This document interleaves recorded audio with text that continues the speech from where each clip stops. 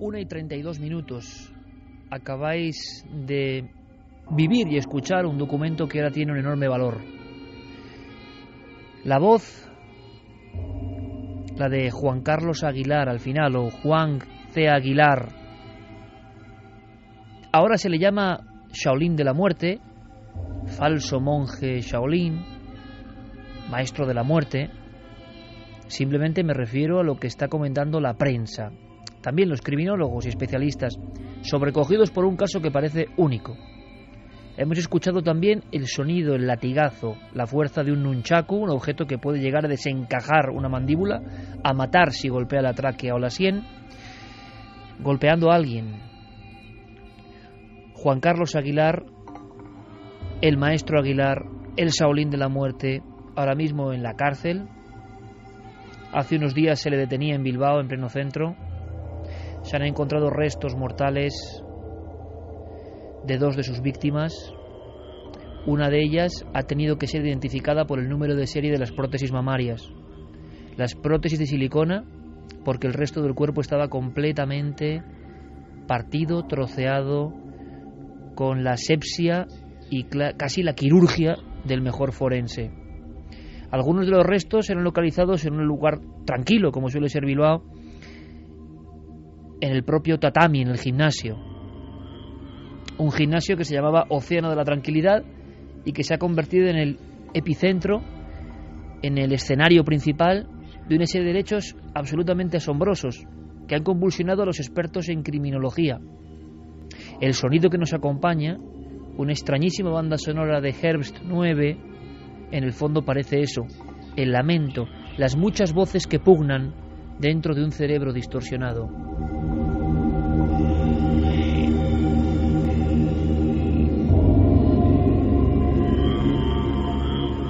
No sabemos qué voces pulsaron dentro de Juan Carlos Aguilar, un hombre que hablaba de espiritualidad, un hombre que hablaba incluso de poderes extremos, de poderes rayando lo paranormal. Una de las demostraciones más importantes, más fuertes, era esa de localizar a alguien sin verlo, golpearle, localizarle con un radar interno.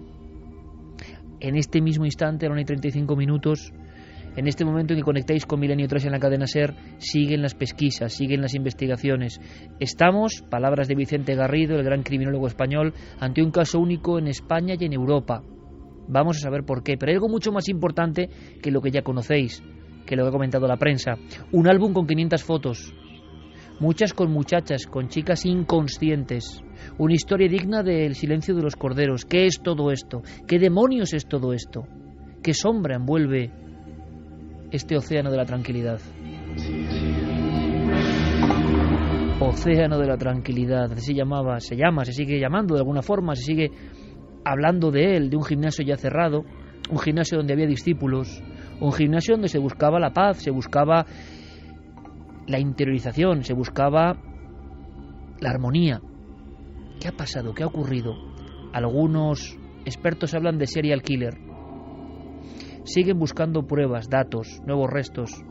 Se hizo inmersión de buzos en la ría de Bilbao, en la habitualmente oscura e industrial ría de Bilbao, buscando nuevas bolsas, nuevos trozos de seres humanos. ¿Qué le pasó al maestro Zen para ser detenido cuando casi en plena calle llevaba de los cabellos forzándola a una mujer? Golpeó, dicen los forenses, cada uno de sus huesos.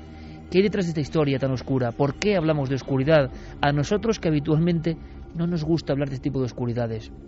Bueno, porque hay que comprender, hay que saber qué ocurre, hay que saber qué pasa. Y sobre todo, porque sí, no habéis escuchado mal, Javier Sierra era el hombre.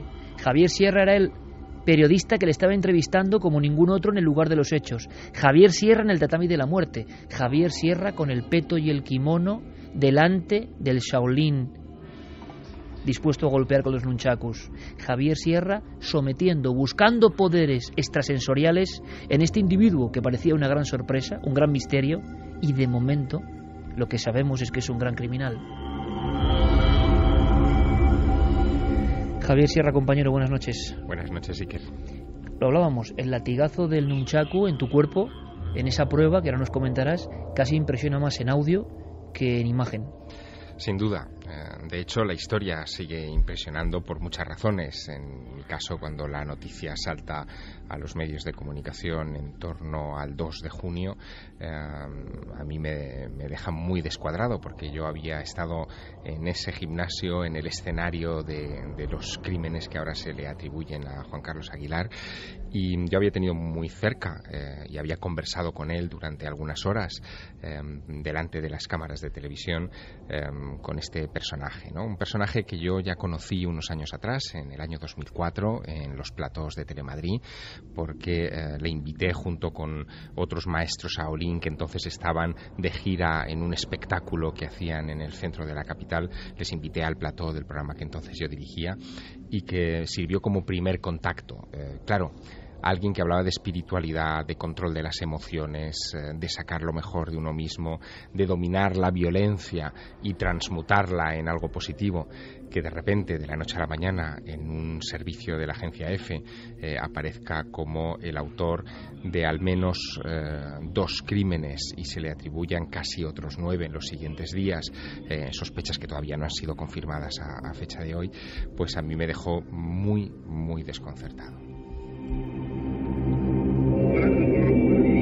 Por supuesto que esta noche hay varios elementos, tenemos muchos más temas.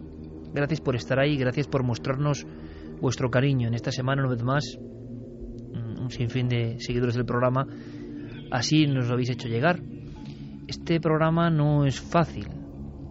La emisión de esta noche, tanto en esta hora como en la siguiente, tiene componentes bastante tenebrosos, pero a veces hay que asomarse a la sombra para ver el abismo y huir de él, saber cómo defendernos. Vais a poder preguntar a Javier, y creo que eso es muy interesante, porque la información de esta noche sí que está muy manido el término, pero sí que es exclusiva, porque Javier es que de alguna forma ha convivido tiempo para hacer ese reportaje, ese documental, para estar con él, para saber algo más. No es una entrevista en plató fría, como ocurrió en la primera ocasión hace ya unos años. Él fue al lugar donde ahora la Archancha ha encontrado restos humanos desperdigados. No podemos aseverar algunas cosas porque la investigación está abierta, pero podemos profundizar en un tema que quizá no sea lo habitual, y no lo van a hacer otros especialistas. En ese mundo espiritual extraño, mascarada, argumento para ocultar una pulsión maligna. ¿Cuándo empezó a matar Aguilar? ¿Ahora, como parece? Como dicen algunos, o mucho antes y no se sabe, como aseguran otros. Esos discípulos inconscientes, fotografías de mujeres con los ojos vendados que están asistiendo a la presencia o de un cadáver o de otra chica inconsciente. ¿Qué sabrá ahora mismo la policía? Bueno, pues Javier va a compartir con nosotros, y yo se lo agradezco, una serie de informaciones muy personales y que nadie más puede dar. Primero, como conocedor de ese mundo que va más allá de lo ordinario, y porque estuvo con este personaje. Le han preguntado muchos medios de comunicación, muchas emisoras, muchas televisiones, muchos periódicos a Javier, su perspectiva, su idea, su opinión, y la va a dar aquí en Milenio 3. Así que, además, Javier, te lo agradecemos.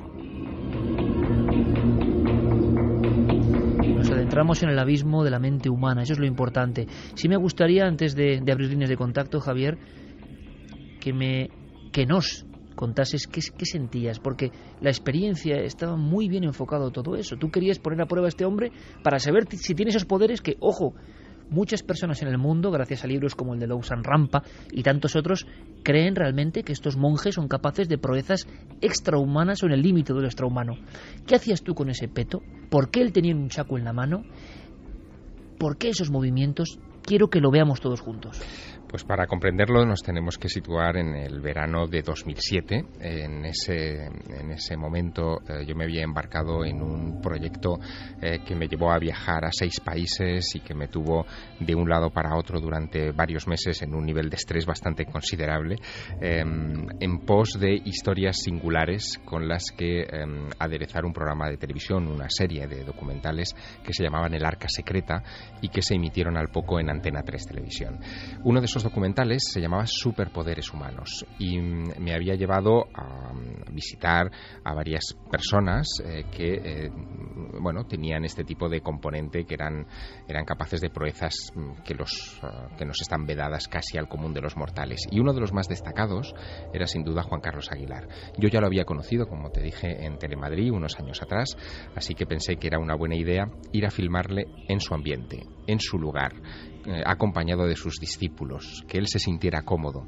Y así durante unos días, durante un par de días de aquel mes de agosto, estuvimos siguiéndolo con las cámaras del programa, digamos que vigilando cada uno de sus movimientos, ¿no? Casi todos se centraron en ese gimnasio, que además es templo, él había convertido en templo, llamándolo Océano de la Tranquilidad.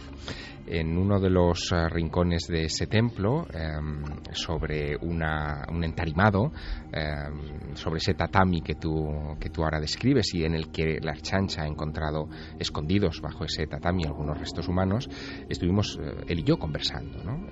Eso, como te digo, ocurre en 2007.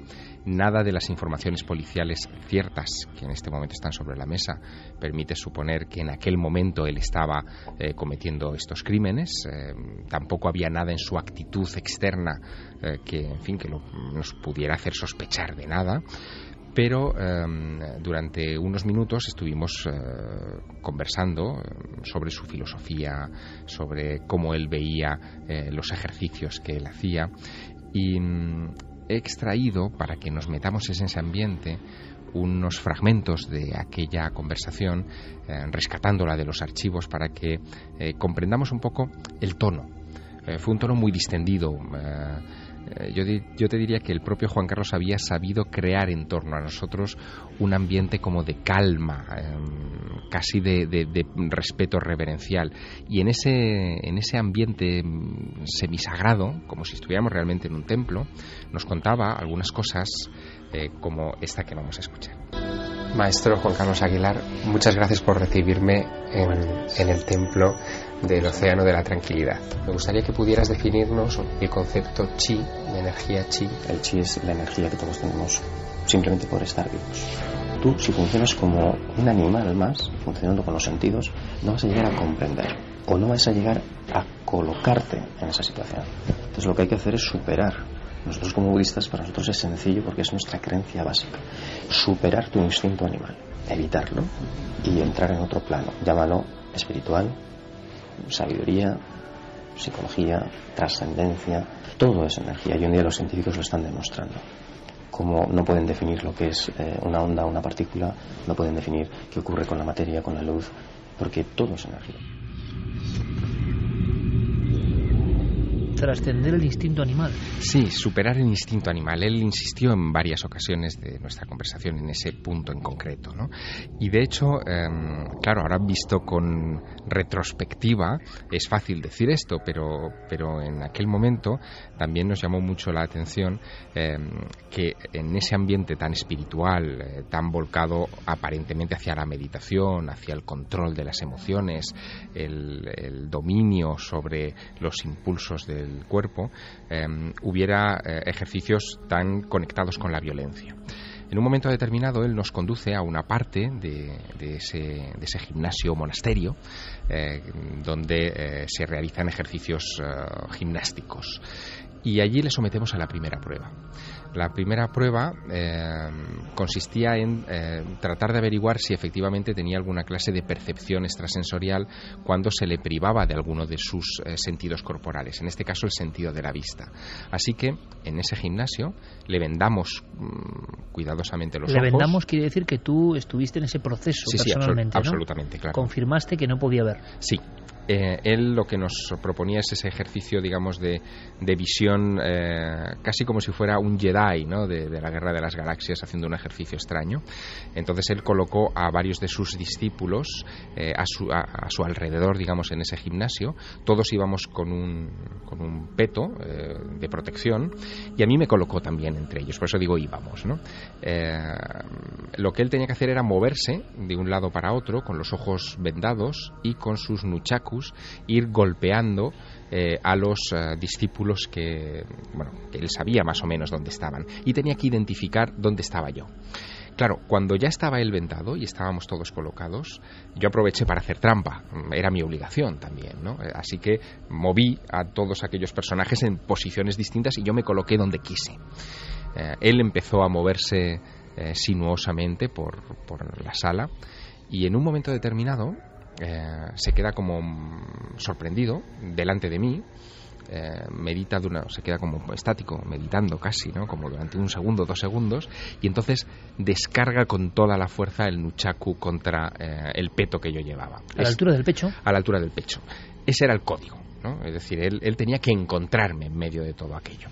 Y ese es el fragmento que hemos escuchado al inicio de este programa, donde él termina reconociendo que, bueno, que notó alguna energía que no reconocía, un aura que no era de sus amigos o de sus discípulos, y por eso me encontró y me dio ese golpe.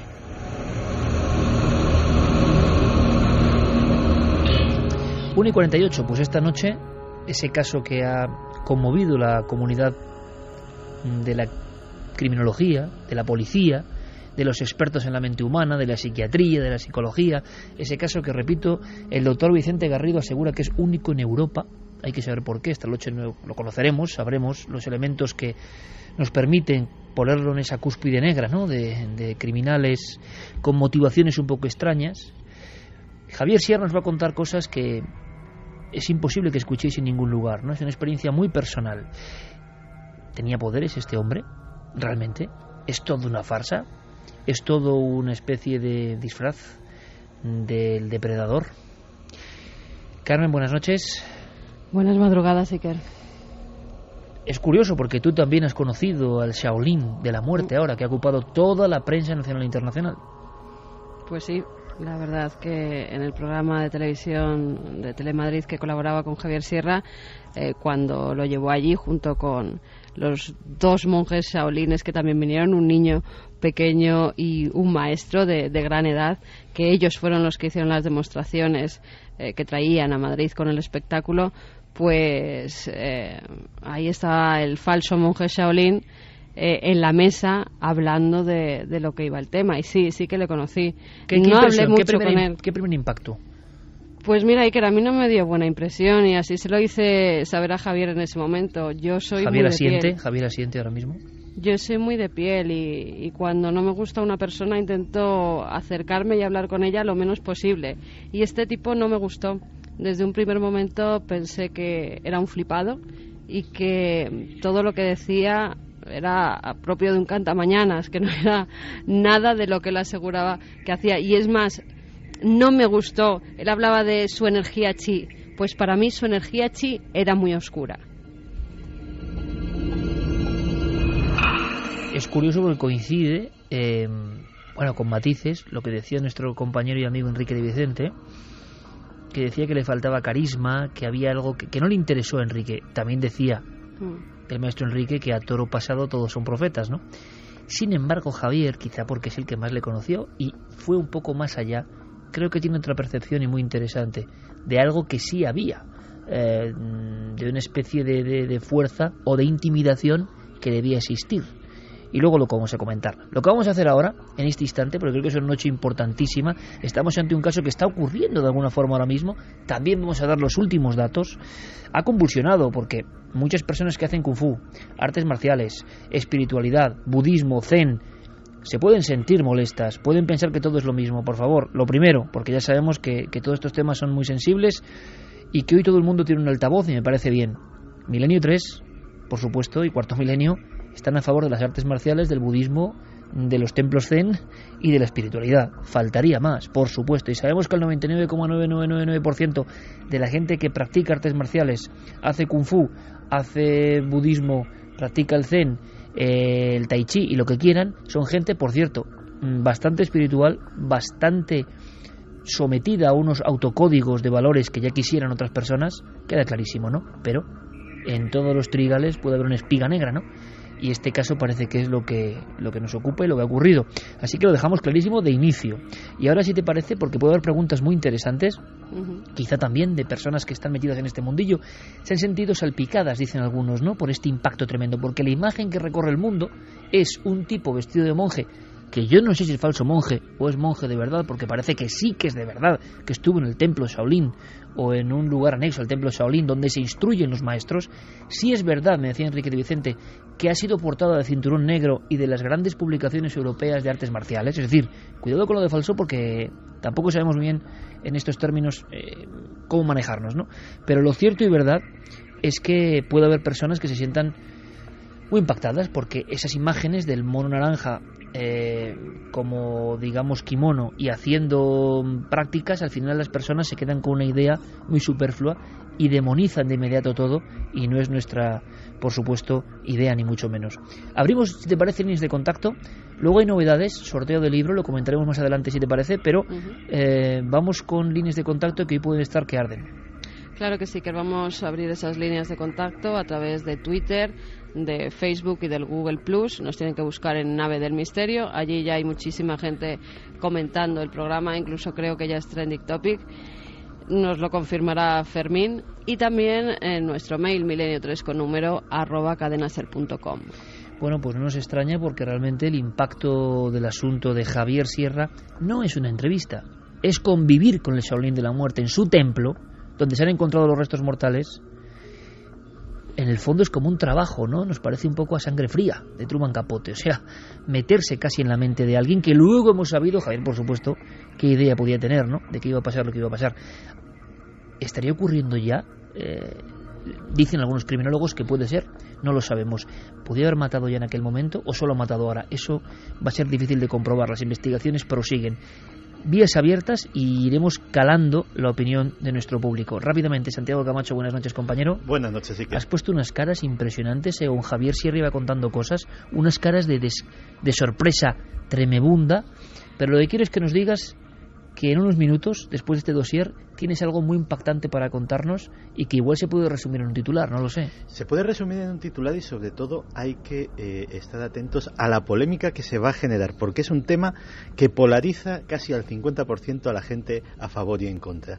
Somos más de 7.000 millones de personas. La ONU acaba de prever que seremos 9.600 millones de personas en el año 2050. ¿Eso nos aboca a una catástrofe, a un peligro, o no hay nada que temer? Ahí lo dejamos.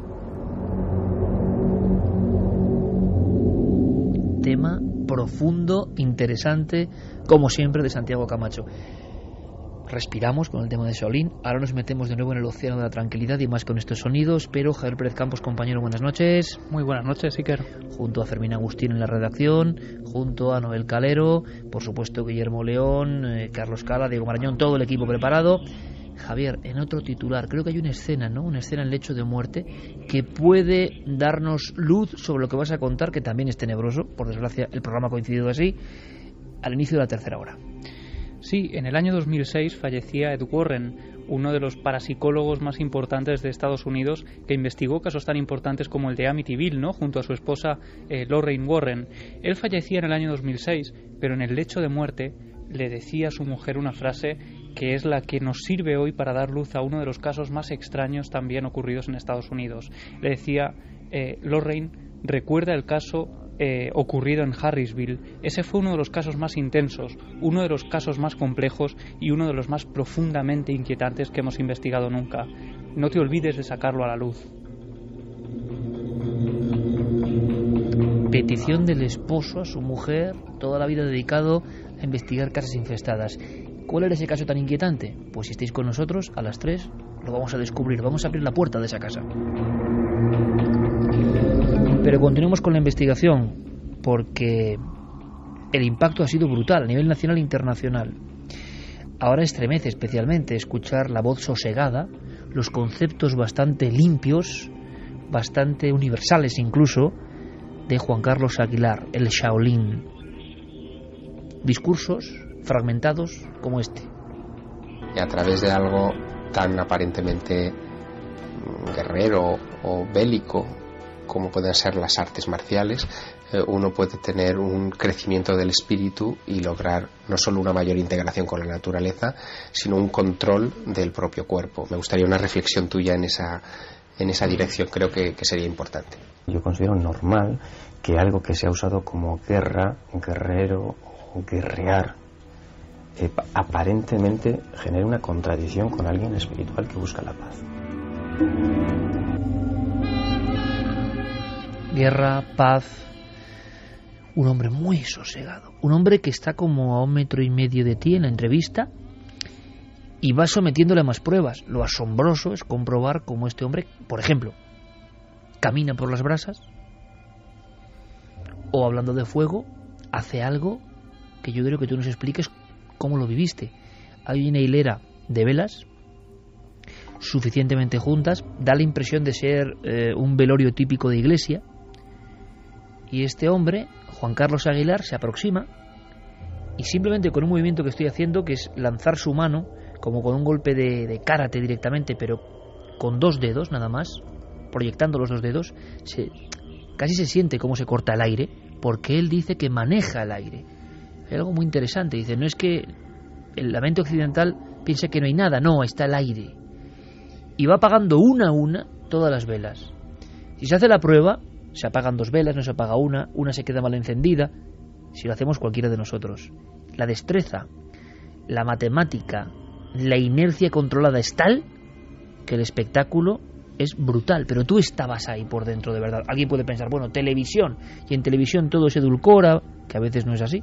Tú estabas ahí. A mí eso, por ejemplo, Javier, yo lo digo, a mí me sorprendió mucho. Sí, no me extraña. De hecho, en ese programa del Arca Secreta dedicada a los superpoderes humanos, hubo algunos participantes que fallaron en los experimentos y se mostraba. Es decir, no queríamos de ninguna manera falsear, ni edulcorar, ni convertir en espectáculo lo que esta gente hacía. Queríamos mostrar lo que hacían y después que el espectador sacara su juicio. No era un programa crédulo ni escéptico, simplemente era un programa notarial, ¿no? Queríamos mostrarlo.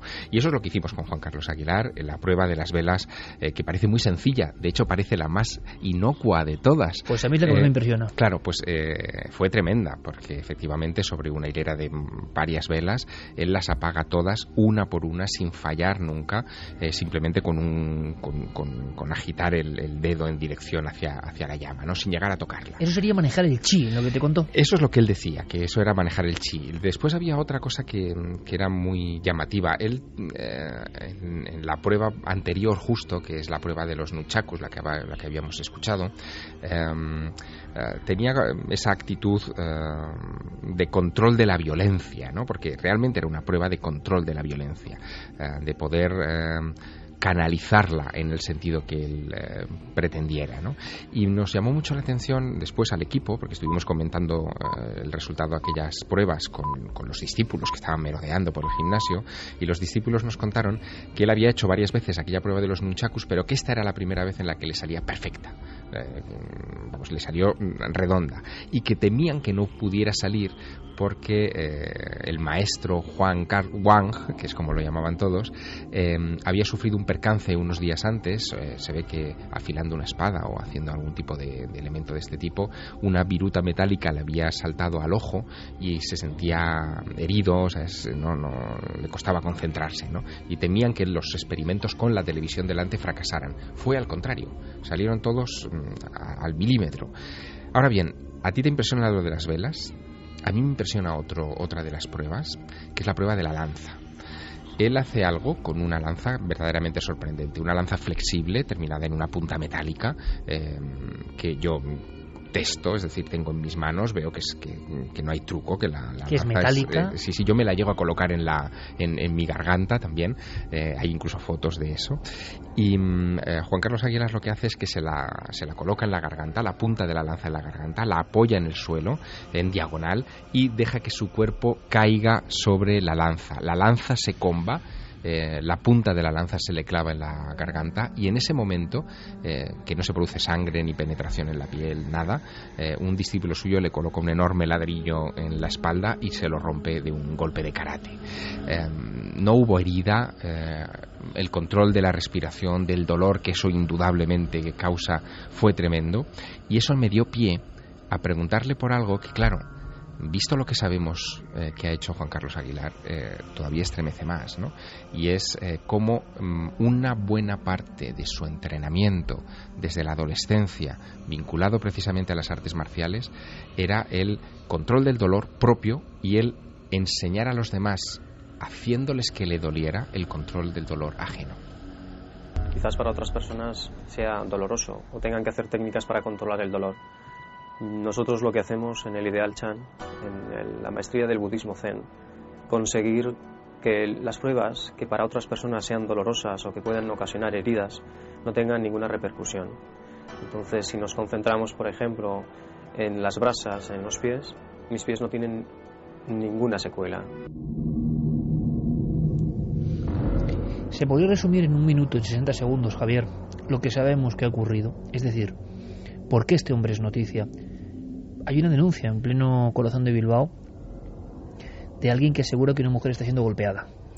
Sí, esto ocurre en la calle Máximo Aguirre, que es, como tú dices, una calle del centro de Bilbao donde estaba este monasterio gimnasio, y lo que ocurre es que un vecino que vive enfrente del gimnasio ve a Juan Carlos Aguilar arrastrando de los cabellos a una mujer. Se oyen gritos a través de las ventanas del gimnasio y este hombre avisa a la Ertzaintza de que se está produciendo un caso de maltrato. Claro, hay una gran sensibilidad social con el asunto del maltrato femenino. Y como debe ser. Y se presentan varias patrullas de la Ertzaintza a la puerta del monasterio, entran, irrumpen en el monasterio y encuentran a esa muchacha maniatada y a Juan Carlos Aguilar semidesnudo, como forzándola o tratando de infligirle golpes y dolor, ¿no? La muchacha está en coma, así que se la llevan al hospital, donde fallecerá 3 días más tarde. Al detenerle, él confiesa, y esto es muy sorprendente, que ya ha dado muerte, porque él creía que aquella muchacha también estaba muerta, que unos días antes, el 31 de mayo, había dado muerte a otra mujer, una mujer que era de origen colombiano. Así que lo que se encuentra la Ertzaintza es a un personaje conocido en Bilbao, es decir, no pasaba desapercibido Juan Carlos Aguilar por su manera de vestir, por sus apariciones en los medios de comunicación, en fin, por su halo místico tan contradictorio con el ambiente general de Por ejemplo, de Punset Bilbao. le entrevistó también. Sí, y Sardá y en fin muchos otros, ¿no? Entonces la policía le llama la atención que este personaje admita 2 muertes que se certifican, y surge inmediatamente la sospecha de que alguien con 47 años, que es la ficha que se le abre a Juan Carlos Aguilar, no haya matado antes. Y al investigar, en su biografía aparecen varios elementos sospechosos. Primero, aparece en uno de los discos duros de sus ordenadores, como tú decías antes, unas 500 imágenes de mujeres que parecen desvanecidas, quizá meditando, no lo sabemos, porque no las hemos visto, evidentemente, son secreto policial, pero desvanecidas que dan a que pensar a la policía que puedan ser otras víctimas. Son fotografías, según el disco duro, obtenidas entre el año 2010 y 2013. Pero también surgen otros elementos biográficos. En 1997, José Luis Aguilar, el hermano mayor de Juan Carlos, muere en ese mismo lugar, en el Océano de la Tranquilidad, cuando no se llamaba Océano de la Tranquilidad, era un gimnasio dedicado a artes marciales llamado Chin Wu Quan, que era propiedad del hermano de Juan Carlos Aguilar. Este hermano, el hermano mayor, fue el que instruyó en artes marciales a Juan Carlos Aguilar. En alguna ocasión el propio Juan Carlos había dicho que le había sometido a entrenamientos muy duros, incluso hablaba con cierto resquemor de esos entrenamientos tan estrictos de su hermano mayor. Y en aquel año de 2007 el hermano mayor, al ir, dicen, a recoger unas llaves que se habían caído debajo de un montacargas, muere aplastado por el montacargas. Juan Carlos Aguilar hereda el gimnasio, es el mayor beneficiado de esa muerte, lo convierte en ese Océano de la Tranquilidad y empieza ahí su carrera. Esto sucede en 1997. Nuestro compañero Noel Calero poniendo música a este ambiente, a esta historia, a esta auténtica voz de las sombras con Herbst 9. Nos comentaba Paco Pérez Avellán, maestro en los asuntos del crimen, que sabía que la policía había detectado la identidad real de una de las víctimas por el código de barras de una de las prótesis mamarias. Juan Carlos Aguilar había amputado, aniquilado prácticamente, descuartizado minuciosamente el cuerpo, y por algún motivo que se nos escapa y que le da esto una dimensión de una macabrez insólita, se había quedado con las prótesis por supuesto insertas dentro de los pechos de esta mujer. Al escanear ese código de barras o ese número o cifra identificativa, rápidamente sale la operación y la identidad. Es estremecedor. Sí me gustaría escuchar a algunos expertos, hay muchos, pero simplemente algunos de los que más saben de la mente y del perfil criminal. Y es difícil, porque todavía estamos en un proceso previo de investigación y podemos ser los primeros sorprendidos por nuevos acontecimientos. Pero con lo que tenemos ya puede haber una serie de claves para formar hipótesis. Vicente Garrido, el gran criminólogo español, Universidad de Valencia, y Antonio Cela, alma mater de la Sociedad Española de Criminología y Ciencias Forenses, ni más ni menos. A la limón nos dan sus titulares. Son sorprendentes, lo vais a ver. He mirado mis archivos y creo que es el primero maestro o persona dotada de una cierta aureola de filosofía oriental o espiritual que en España desde luego comete este hecho, pero también en Europa. Por consiguiente sería un caso pionero en este punto. En el caso de esta especie de trastornos o de picos de violencia extrema, pues puede haber algún factor larvado en el que la persona pues tiene un comportamiento en ocasiones violento, ¿no? En ocasiones extraño, sin que pase a ser delictivo, y pasa de ser esa situación de aparente calma a una situación de extrema violencia por algún acontecimiento desencadenante. Durante unos años este hombre funcionó y llenó su egocentrismo y su necesidad de poder mediante el dinero, la admiración o el control que pudo tener sobre alumnos, los medios de comunicación, pero muchas veces, como ocurre en la historia del crimen, sin saber por qué, no sé qué elementos han podido pasar en su vida personal, lo desconocemos, llega un punto donde se dispara algo, o sea, se produce un clic y ese tipo de personalidades pueden recurrir al asesinato. Y en este caso a la tortura, mostrando pues un perfil sádico. Si son motivaciones afectivas o son motivaciones emocionales o relacionadas con algún tipo de trastorno psicoafectivo, evidentemente si son más de 3 homicidios, más de 2-3 homicidios, estaríamos ante el concepto clásico de asesino en serie, evidentemente.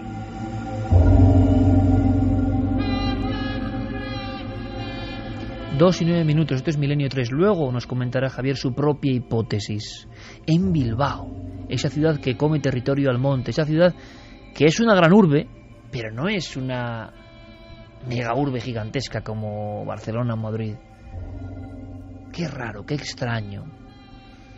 Como ese acto, ¿no?, de llevar a una persona, estaba fuera de sus cabales, no le importaba nada, quería ser atrapado, como aseguran que ocurre con algunos psico-killers, porque a través de las ventanas del gimnasio salían los lamentos de esa mujer. ¿Qué acto es ese? Algo descabaló sus planes, alguien le iba a hacer chantaje en torno a sus oscuras prácticas. Queda todo abierto. Una cosa antes de escuchar la primera tanda de preguntas a milenio3@cadenaser.com o en Nave del Misterio en Facebook y en Twitter y en Google Plus, todo organizado, y en ikerjimenez.com por Guillermo León. Pero sí me gustaría una pincelada, Javier, de unos segundos. Enrique de Vicente o Carmen desconfiaron de inmediato de la mirada, no le dieron importancia en el sentido de decir que esta es una persona que viene con una máscara. Yo sé que tú, también valientemente, al estar horas y horas, más días con él en su territorio, sí que percibiste algo que yo no sé si está más cercano a lo que percibían los discípulos, ¿no? No sé si es tendencia o inquietud ante la mirada o algo de violencia en la expresión. ¿Cómo era la mirada? ¿Cómo es la mirada del Shaolin, Javier? La mirada, que al final es el espejo del alma, es donde sale lo que somos realmente, era severa. La mirada de Juan Carlos Aguilar siempre fue una mirada severa, incluso cuando hablaba de temas espirituales, de temas de trascendencia.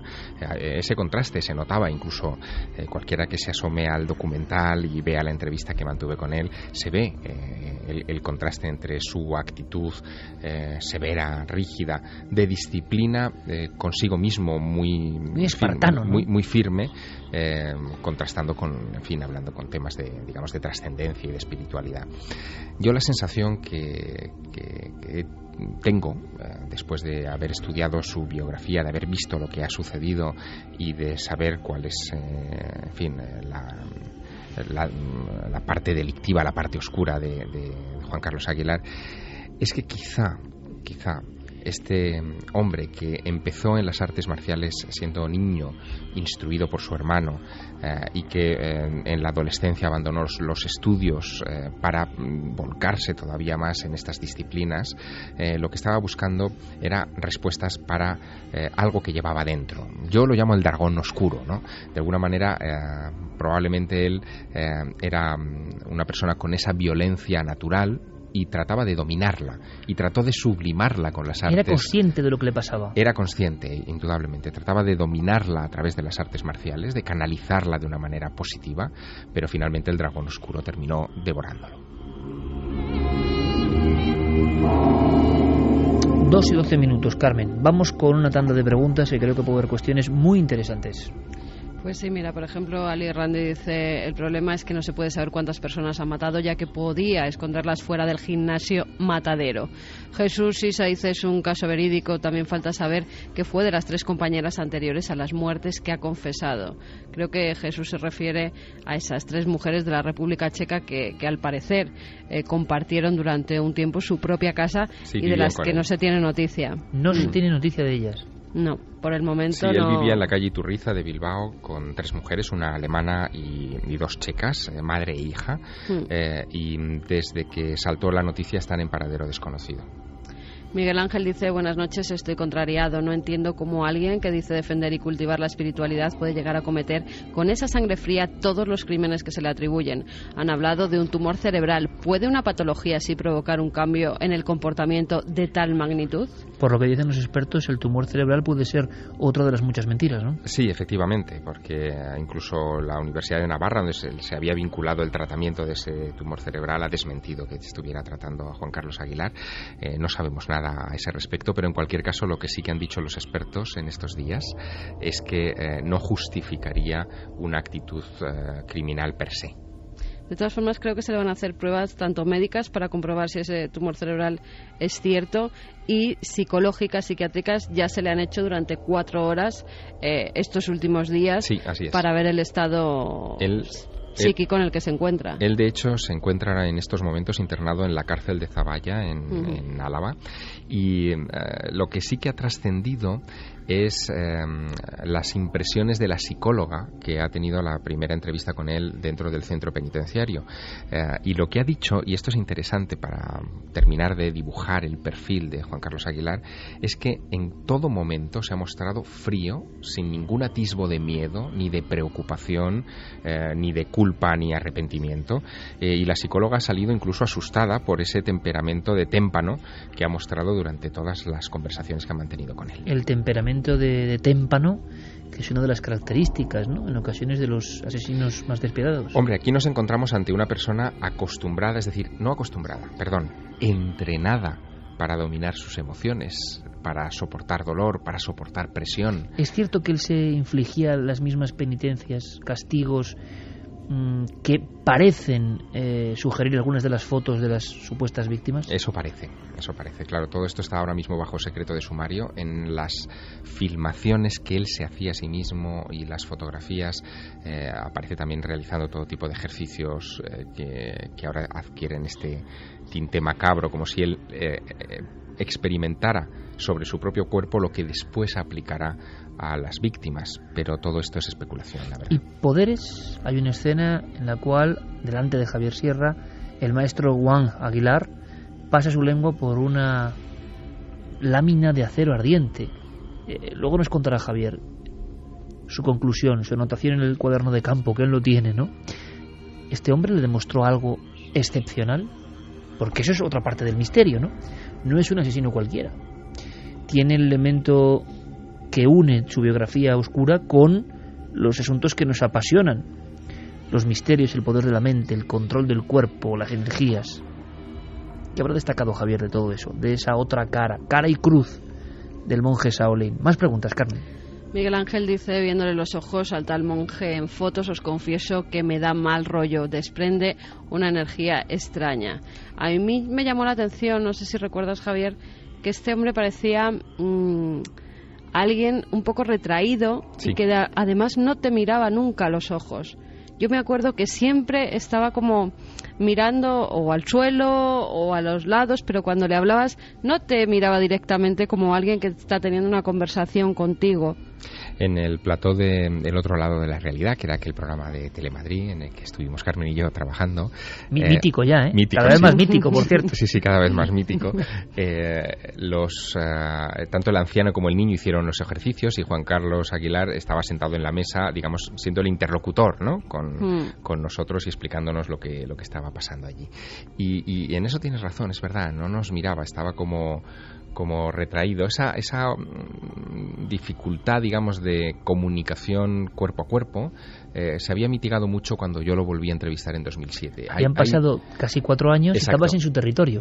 Sí, efectivamente, era distinto. Y había pasado por otros platos y probablemente quizá había desarrollado más esa vis, ¿no? Una cosa importante, que seguro que preguntan también nuestros oyentes, pero me adelanto porque creo que os interesa.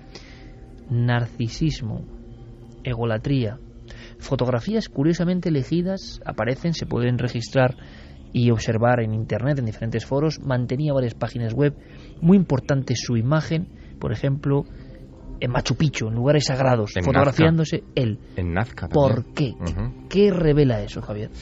Bueno, él era lector, evidentemente, de los temas que nos interesan, le gustaban las civilizaciones antiguas y los misterios antiguos, y no dudó en pasar por muchos lugares emblemáticos en los que se hacía esas fotografías, que luego utilizaba con propósitos, evidentemente, de propaganda entre sus seguidores, ¿no? Era un monje universal, o se quería presentar como un monje universal. Estuvo en Machu Picchu y se hizo fotografías allí, en Nazca, en Egipto, pero también, por ejemplo, y esto es muy curioso, las fotografías del rodaje nuestro del año 2007 de repente aparecen en algunas de sus redes sociales en el 2011, es decir que años más tarde seguía utilizándolas con ese propósito, digamos que propagandístico, ¿no? ¿Realmente es un monje Shaolin?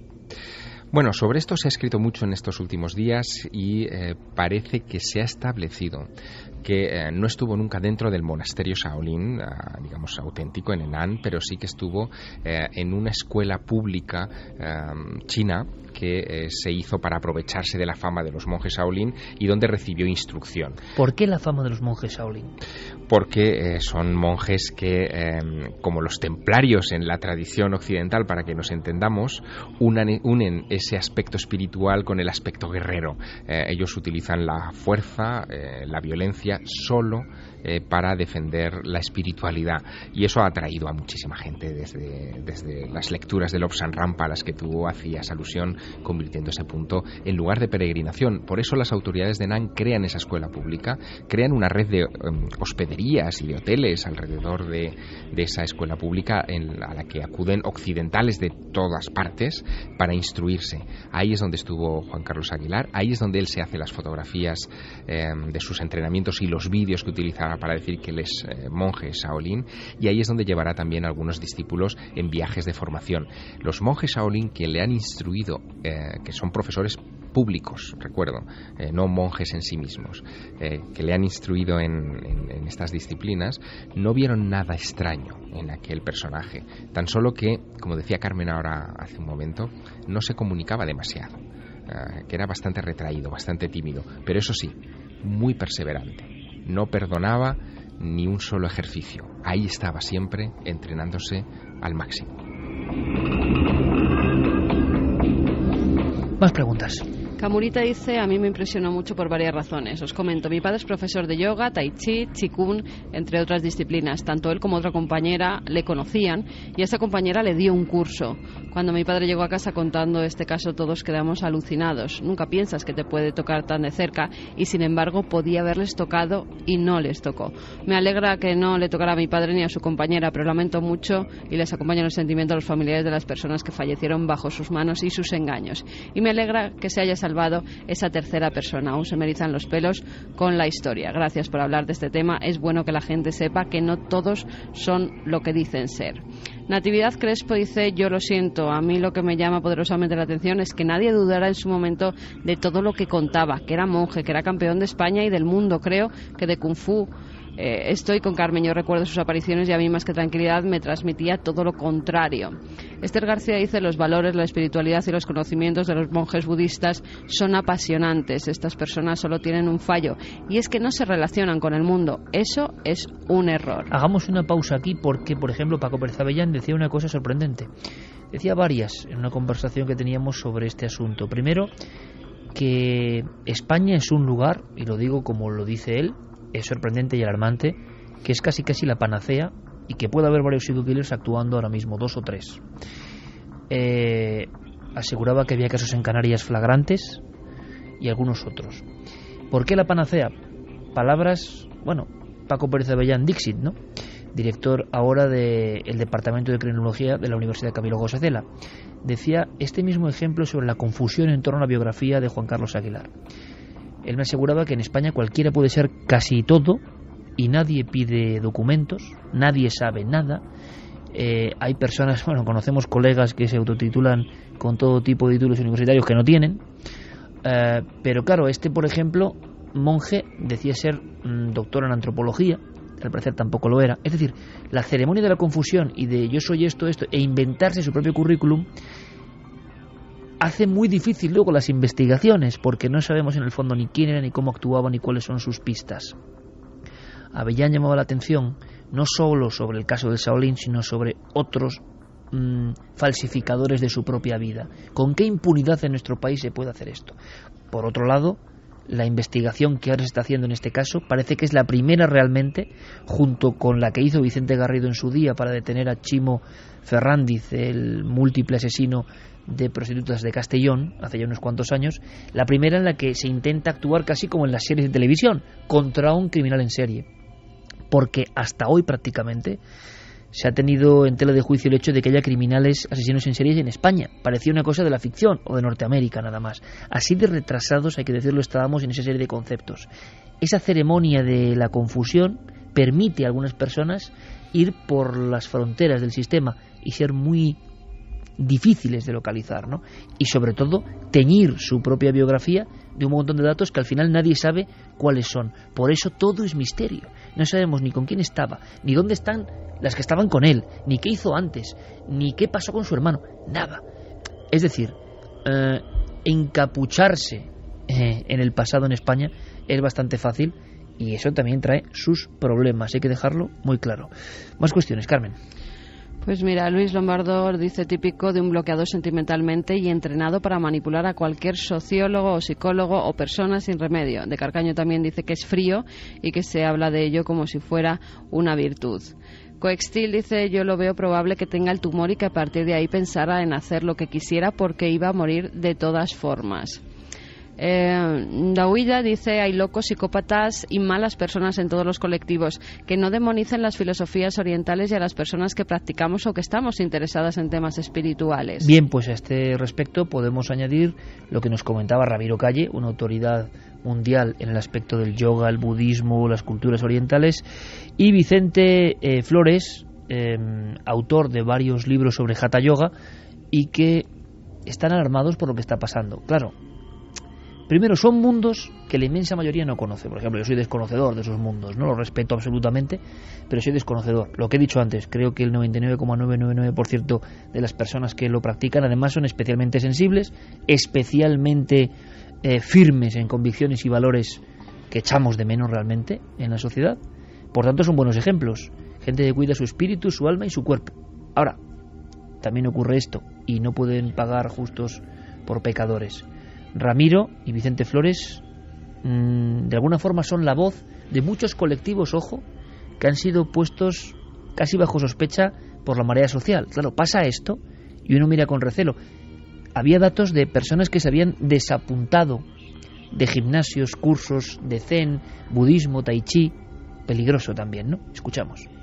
Todos tenemos una tendencia a verter juicios generalizados cuando pasa algo en un miembro, ya sea de una orden, de una cofradía, de un sistema espiritual, de un sistema religioso, pero este es un enfoque totalmente falso, porque psicópatas o depravados o personas que se alienan o paranoides o malas personas pueden surgir en el seno de cualquier tradición espiritual o de cualquier monasterio. Vemos, por ejemplo, a veces con vergüenza hasta qué punto pues ha habido sacerdotes en la Iglesia cristiana que han sido pederastas, y que eso no tiene que ir en absoluto en detrimento ni de la Iglesia cristiana ni por supuesto de las genuinas enseñanzas de Jesús, de la misma manera que lo que ha hecho este falso monje Aguilar no tiene que ir en absoluto en detrimento ni empañar la labor que puedan hacer los monjes del monasterio de Shaolin. Yo creo que lo primero de todo es que deberíamos darnos cuenta que es un hecho absolutamente puntual.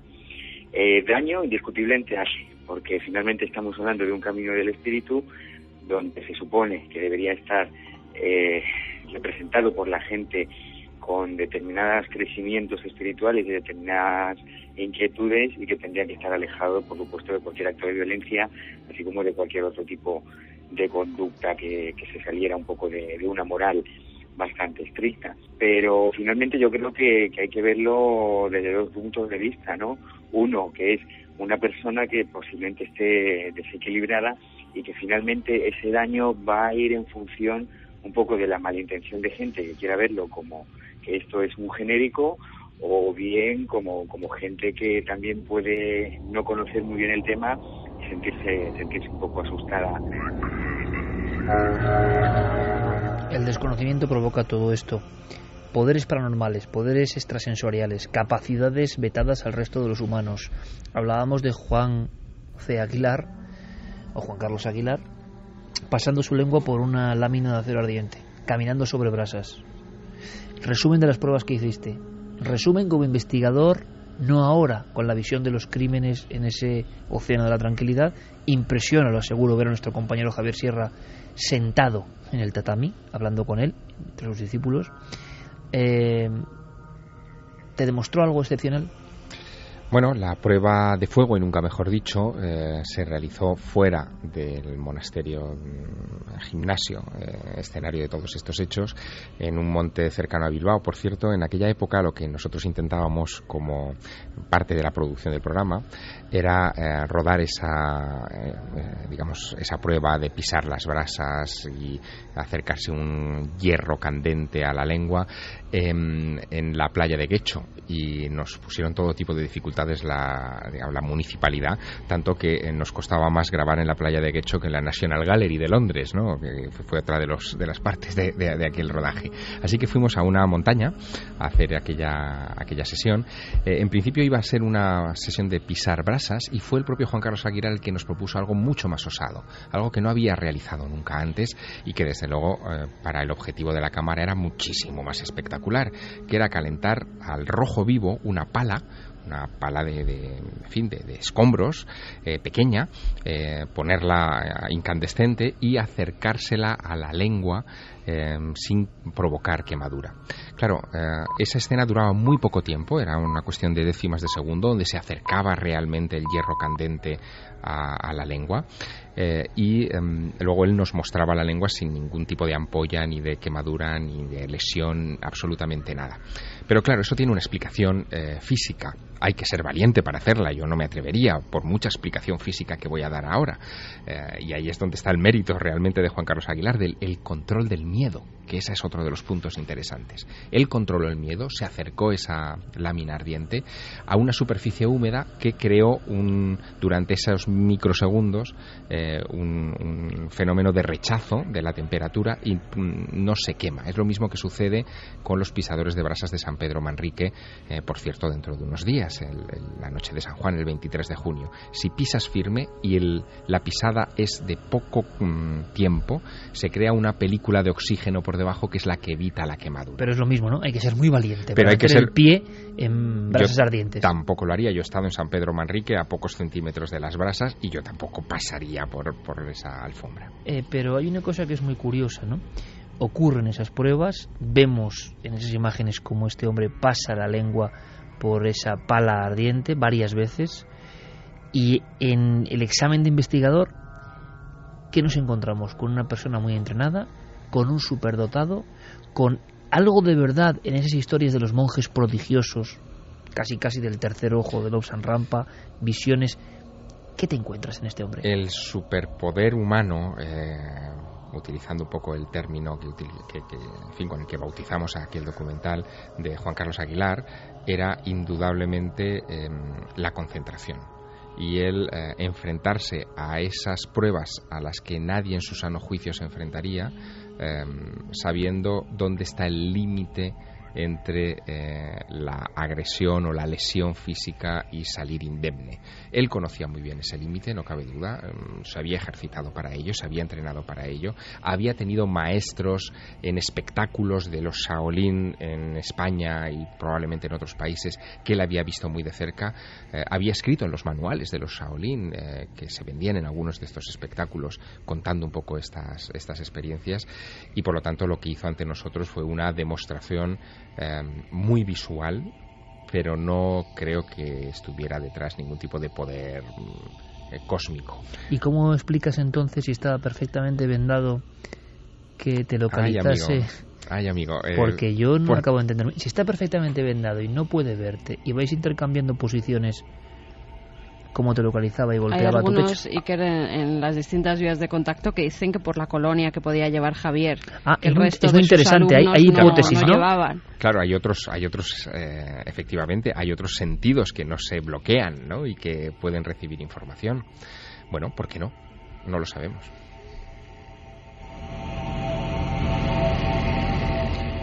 ¿Había discípulas, Javier? ¿Detectaste algo en su mirada? ¿Había una sumisión al líder? Había discípulas, más discípulos que discípulas. En cualquier caso, tanto ellas como ellos sí tenían esa sumisión al líder, sí estaban pendientes continuamente del más mínimo gesto de Juan Carlos Aguilar para que nos ayudaran con los equipos o nos despejaran una zona del gimnasio para que pudiéramos poner los trípodes o sentarnos o lo que fuera. Eso sí que lo notamos, había ese nivel de atención, pero claro, lo interpretas más como cortesía en ese momento que como servidumbre, ¿no? Ningún maltrato, ninguna mala palabra. No, en absoluto, ninguna palabra por encima de la otra. Y en el caso de las mujeres, que sobre esto también se ha especulado mucho, sobre si él podía tener ahí una especie de comuna y que fuera una especie de monje, en fin, un poco más o menos que sátiro, nosotros no detectamos nada a ese respecto, no tuvimos el suficiente tiempo de convivencia con él como para detectar estas cosas. Bueno, han salido publicadas las declaraciones de dos amantes suyas, dos chicas españolas que mantenían relaciones sexuales con él y que decían que era un tipo bastante extraño, que las prácticas que tenían que no eran muy normales, entre otras eso de tapar los ojos, que sería lo más normal, pero también el lanzar los cuchillos, y que incluso ya había dicho a estas dos chicas que estaba buscando prostitutas para dejarlas inconscientes y mantener relaciones sexuales con ellas, lo cual había llamado la atención de estas dos mujeres. Lo que no sé es cómo no denunciaron en ese momento. Estaba pensando exactamente lo mismo. O sea, cómo alguien recibe esta información, dice voy a hacer esto y nadie denuncia. Es que es una cosa también que va con lo que decía Paco Pérez de Avellán. O sea, el guirigay de aquí no pasa nada, miremos para otro lado y ya está, y así ocurren las cosas que ocurren, ¿no? Y fíjate que también otra cosa extraña, y que además pues vosotros dos, sobre todo, que estáis tan interesados en los pintores y su misterio, el misterio alrededor de los pintores, los padres del Shaolin tenían en Espinosa de los Monteros, en Burgos, una casita. Él iba allí y llevaba también, al parecer, a otros, los del pueblo decían que chinos, aparecían chinos en su casa, porque los llevaba allí, iban acompañando a Juan Carlos, y intentaron en un momento dado comprar una torre del siglo XV, se llama como la Torre de los Velasco, y ¿sabéis a quién pertenecía? Al pintor y escritor José Gutiérrez Solana, un pintor también con mucho misterio.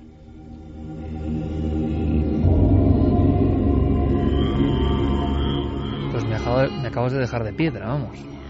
Porque hablamos de Solana, al que dedicamos un capítulo de los pintores con misterio aquí en Milenio 3 hace años, ¿no? Gutiérrez Solana, seguidor de alguna forma tardío de las influencias goyescas y escribidor también, como decía él, de la España negra, ¿no? Escritor de la España más tenebrosa y pintor de la España más tenebrosa, y un genio, claro. Querían montar allí una especie de monasterio Shaolin para que en España pudieran ir a entrenarse precisamente en ese lugar. Llegaron a ofrecer hasta 600.000 euros a los familiares de Solana, pero al final esos supuestos monjes, pues no llegaron a un acuerdo. Bueno, pues hablamos, de repente aparece en la historia uno de los personajes más enigmáticos, ¿no?, de la pintura del siglo XX. Sorprendente, de verdad que sí. Rúbrica, Santiago Camacho, aunque sean unos códigos, has asistido bastante impresionado todo lo que contaba Javier Sierra y esta historia. Qué contraste, ¿eh? Sí. Qué contraste entre las palabras, la filosofía y los hechos. Y la verdad es que mucho me temo que esta historia no creo que haya escrito su punto final y habrá nuevas revelaciones, porque de lo poco que sé sobre criminología y sobre todo sobre asesinos en serie, aquí solo caben dos posibilidades. Un asesino en serie pasa por diferentes fases. Primero fantasea, luego ejecuta un primer asesinato tremendamente cuidadoso, y las circunstancias en que lo han pillado prácticamente infraganti, si fuera realmente un asesino en serie, indicarían una fase muy posterior en la que se va confiando, va perdiendo el control y finalmente pues empieza a cometer errores de bulto. La otra posibilidad es que estemos ante una persona que ha vivido frustrada toda su vida y de repente un desencadenante le haya llevado a una furia asesina absolutamente repentina y que se remonta tan solo a estas dos víctimas. Pero de las dos posibilidades casi me encaja más, y espero equivocarme, porque eso supondría tener noticias de más víctimas y tener noticias de hechos aún más terribles, casi me encajaría más la primera. Javier, gracias por toda la información. Imagino que ahora verse a uno mismo ahí en ese océano de la tranquilidad, pues bueno, es un torrente lo que llega de situaciones y sensaciones encontradas, ¿no? Escalofrío también. Sí, es mucho escalofrío. La verdad es que durante unos días me costó, y tú lo sabes, encajar muy bien esa información, porque, caramba, a uno no le gusta estar cerca del lado más oscuro del género humano, y de alguna manera lo tuve a pocos centímetros. Pero ese lado oscuro es que existe. Nosotros de verdad estamos alineados, que es lo contrario en este caso de alienados, a un lado, ¿no? No queremos saber del lado oscuro, aunque en ocasiones hay que informar para saber que pulsa, que está en un lugar como Bilbao, ¿no? Con esa orografía, con esa aparente tranquilidad. Puede ocurrir en cualquier sitio. Mira, alguien de Bilbao que se hace llamar licenciado dice que pasa que los de Bilbao éramos los únicos que nos dábamos cuenta de que este tío estaba muy mal. Os aseguro que en Bilbao no ha sorprendido demasiado, y menos por la zona colindante del templo budista que se sacó de la manga. Es un broncas y un violento, y nadie lo sabía. Al parecer este hombre ya había tenido sus disputas y era bastante conocido por las broncas que tenía. Pues muy interesante, la voz popular, ¿no? A veces, por desgracia, la voz popular llega tarde, ¿no? O llega después de los hechos. A veces no se puede profetizar, pero cuando llegan algunas personas algunos datos, ¿no?, que hacen pensar que puede ocurrir la desgracia, es raro, ¿no?, cómo no se actúa. La desidia siempre es amiga, desde luego, del que va con las malas ideas, ¿no? Las sombras están, hay que defenderse con toda la luz posible, ¿no? Así que vamos a hacer un giro. Gracias, Javier, de verdad, porque creo que es mucho más que una entrevista o una información. Es tu propia vivencia. Seguramente con el tiempo ojalá se detengan las muertes, ¿no? Ojalá sea un arrebato. Suena extraño, ¿no?, con esa asepsia, descuartizar a alguien y quedarse una prótesis de un pecho, ¿no? Eso no lo hacen los asesinos en serie en su primer crimen habitualmente. Pero ojalá sea un caso excepcional y no haya que lamentar más muertes. Iremos procesando la información. Y también lo digo, ojalá nos asustemos mucho más con esta historia que viviste en primera persona.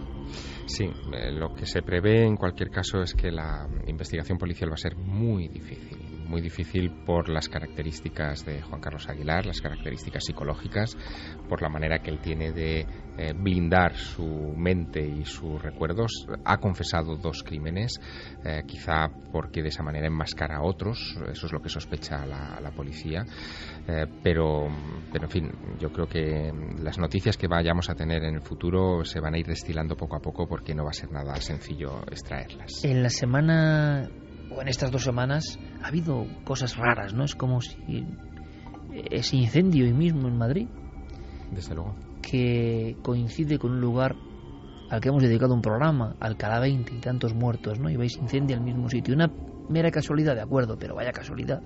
O esta historia tremenda de Marta del Castillo, y cómo todavía, ¿no?, sigue pasando lo que sigue ocurriendo, que es demencial e indignante. Bueno, semana un poco negra. Hay que intentar, como decimos, estar al otro lado. Vamos a cambiar el tercio radicalmente, Noel. Nos marchamos al mundo de la conspiración, porque Santiago Camacho tiene algo que contarnos, pero bueno, incluso se puede contar con Santi, creo, una pequeña porción, dicen, de una de las películas más influyentes de la historia ya. Y con más códigos ocultos para algunos, yo entre ellos, y esa película es Matrix. Y nos va a servir para ilustrar primero qué es lo que piensan de nuestro papel en este planeta algunos, y luego te voy a contar una historia que parece que no tiene nada que ver con el tema de la superpoblación, pero nos va a sorprender.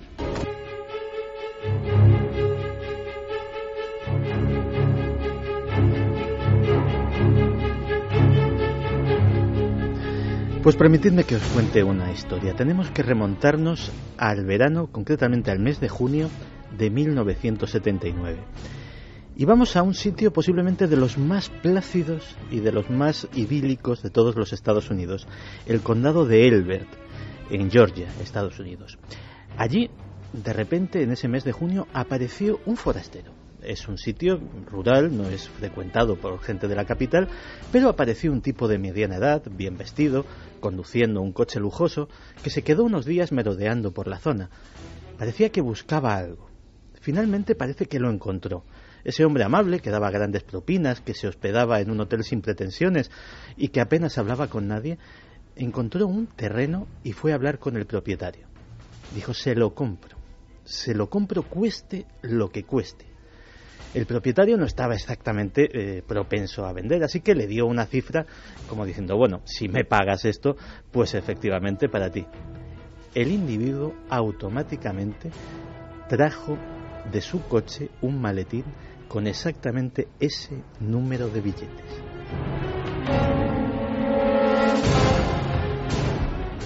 Se hacía llamar R.C.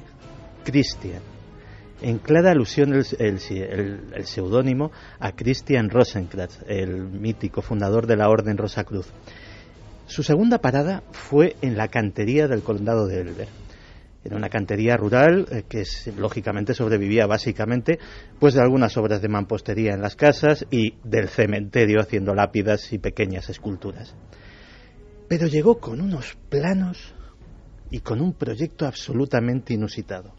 Eran unos planos en los cuales había 6 losas de 6 metros de alto que tenían que ser colocadas cuidadosamente de forma que coincidiesen con determinados parámetros astronómicos. Esas losas además tenían que estar inscritas con un determinado número de inscripciones. El cantero local dijo: bueno, esto está muy bien, pero yo no se lo puedo hacer. No se lo puedo hacer porque no tengo el equipo, no tengo personal. Da igual. Contrate el equipo necesario. Compre la maquinaria que haga falta. Yo corro con todos los gastos. Según se dice, aquello costó $500,000 de la época.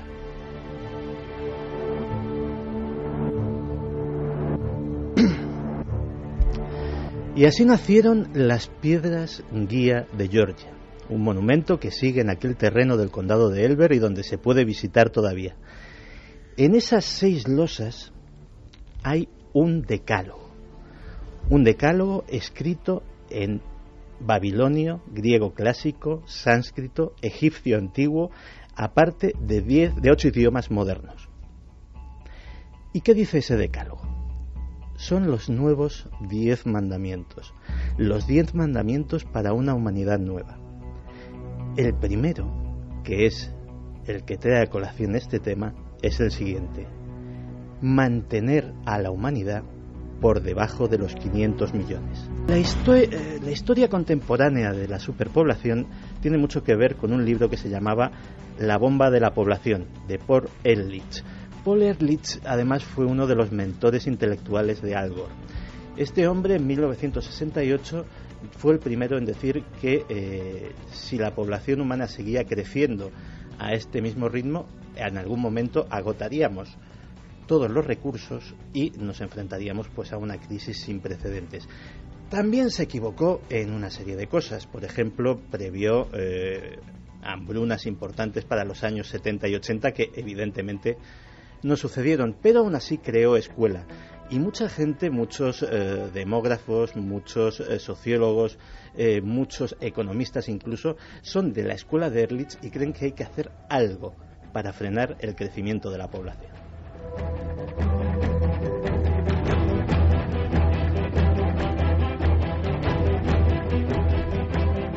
En 1974, Henry Kissinger encargó un memorándum, el Memorándum 200.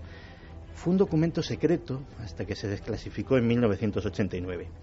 Afirmaba que los intereses económicos de los Estados Unidos exigían el control demográfico de todo el resto de los países, en especial de los menos desarrollados y muy en especial de aquellos de los que los Estados Unidos cogían sus recursos, tanto energéticos como mineros, como alimentarios.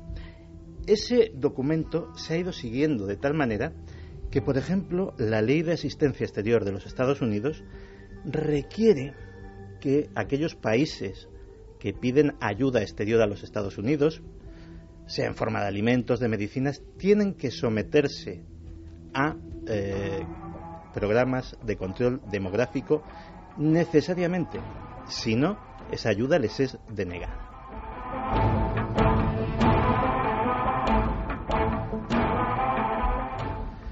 En 1980 Jimmy Carter encargó otro informe parecido y en años posteriores la propia CIA, la propia Central de Inteligencia Norteamericana, también llevó a cabo informes de ese tipo. Así que tenemos una necesidad, tenemos un problema y una teoría de la conspiración. Hay quien dice que actualmente las élites mundiales están intentando controlar y disminuir la población humana a toda costa. Y la pregunta lógica, Santi, es ¿cómo? ¿Qué están haciendo? ¿Qué se está haciendo? Pues lo primero, se está hablando mucho de ello. Parece ser que en la última reunión del grupo Bilderberg, que fue apenas hace una semana, se habló activamente de este problema.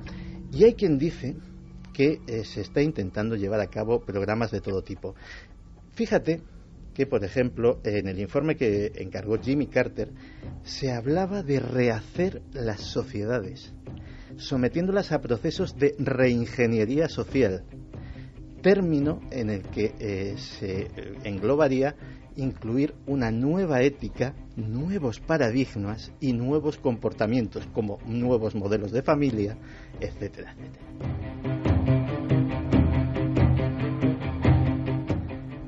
Además, hace un año, por ejemplo, algunos medios de comunicación se hicieron eco de las declaraciones de John F. May, un demógrafo ya jubilado que trabajó durante 10 años en el Banco Mundial.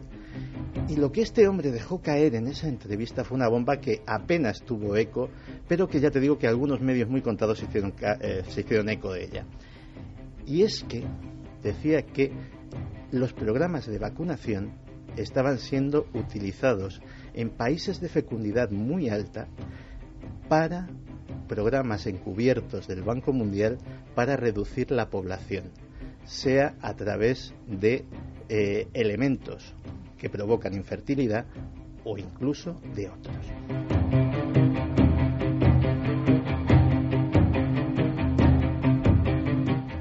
Por supuesto, hay quien dice que todo esto son fantasías y que no son más que meras teorías de conspiración. Por ejemplo, dicen las cifras que no solamente tenemos alimentos para sostener esta población de 7.000 millones, sino que actualmente los recursos humanos podrían albergar una población de 10.000 millones sin ningún problema. El problema no viene de la cantidad de alimentos, viene del reparto. Tenemos alimentos para alimentar a 10.000 millones de personas, pero el 25% de la población pasa hambre.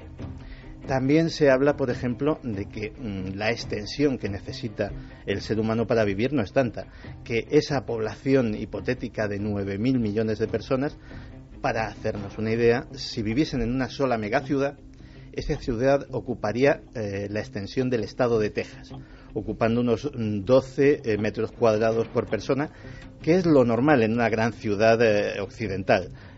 Para hacernos una idea, el estado de Texas tiene exactamente la misma extensión que la península ibérica.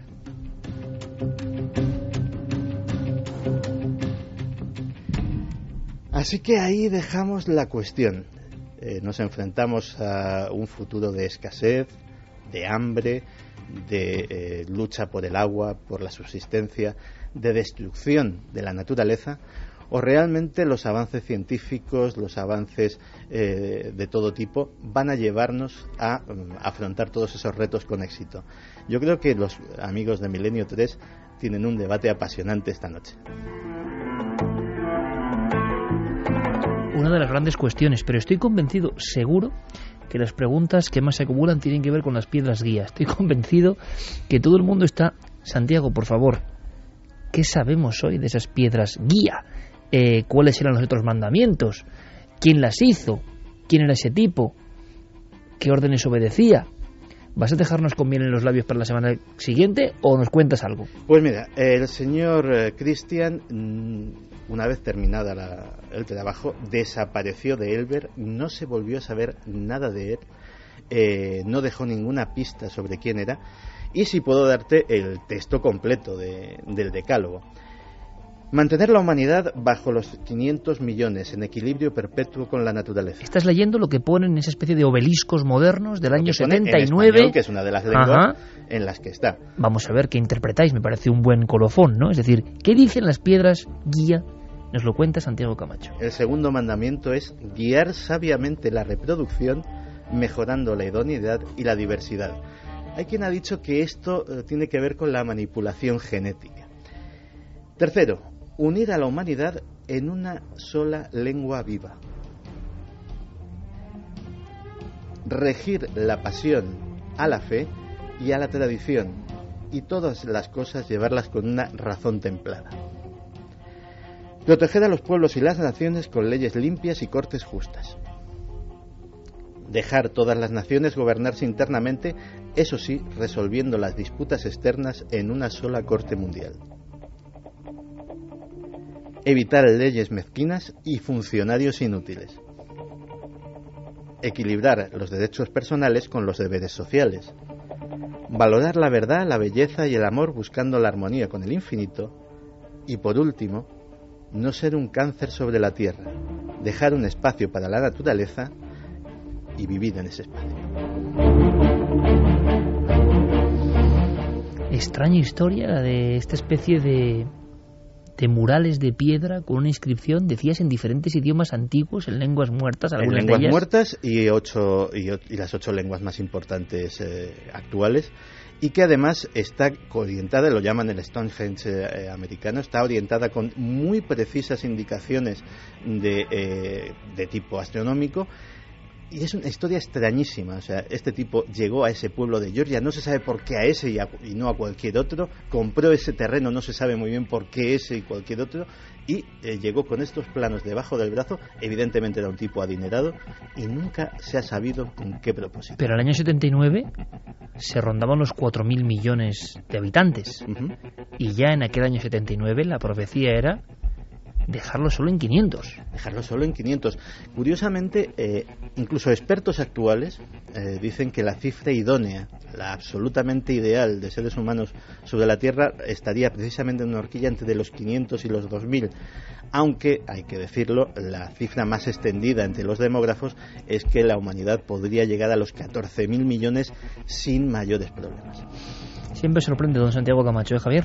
Desde luego que sí, y estoy deseando ver las piedras guía de Georgia, te puedes imaginar. Yo he visto algún documental norteamericano, creo, sobre el asunto, donde las escaneaban y demás, y era muy sorprendente. Dices, la obra de un loco, pero desde luego el mensaje resulta ahora, después de 34 años, bastante inquietante. Como siempre, Santi, muchísimas gracias, compañero. Mañana nos vemos. Mañana nos vemos, amigo. Mañana nos vemos. Era ahí para ver si entrabas al trapo. No, mañana hay que avisar. Habrá una reemisión de Cuarto Milenio, porque están con la Copa Confederaciones en nuestro grupo televisivo, que es Mediaset, y habrá eso, una especie de repetición, no habrá programa.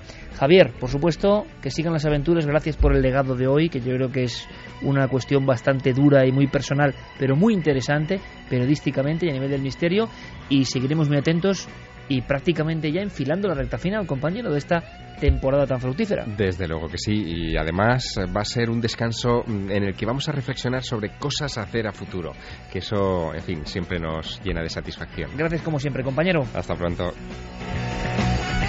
Luego Brenda Diego Marañón tenía pendiente una historia sobre granjas de cadáveres, vaya, nos ha salido el programa hoy un poco macabro, y niños de ojos oscuros, ¿qué será eso? Luego nos lo cuenta Diego. También hay noticias que vienen de la antigua Unión Soviética con Yuri Gagarin y su muerte, que siempre había sido un misterio, ¿no? Una cuestión rara, el accidente de Yuri Gagarin. Pero sobre todo esperaremos a que Javier Pérez Campos nos cuente la historia, ese matrimonio de investigadores de toda la vida, lecho de muerte, dicen, por favor, cuenta esa historia. Yo, con lo que me ha contado Pérez Campos hace más o menos un par de horas, os digo que puede ser, quizás resulte sobrecogedor. Volvemos después de nuestros compañeros con toda la información que sigue viva, por supuesto, aquí en la SER.